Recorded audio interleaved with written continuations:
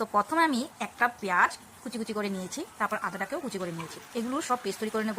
Mixture বাটিতে রসুন, কুচি করা পেঁয়াজ, কুচি করা আদা আর কুচি করা টমেটো দিয়ে একটা পেস্ট তৈরি করে নেব। তারপর কড়াইতে সরষের তেল দিয়ে দারচিনি, লং, এলাচ এগুলো থেতে করে দিয়ে যে পেস্টটা তৈরি করেছিলাম সেই পেস্টটা আমি দিয়ে দিচ্ছি। তারপর স্বাদ মতো লবণ, কাশ্মীর লঙ্কার গুঁড়ো, হলুদের গুঁড়ো, জিরার গুঁড়ো আর ধনের গুঁড়ো, ওই রেগুলার মশলা যা থাকে সেগুলো দিয়ে দিয়েছি। দিয়ে এবার সামান্য জল দিয়ে দেবো, নাহলে মশলাগুলো পুড়ে যেতে পারে।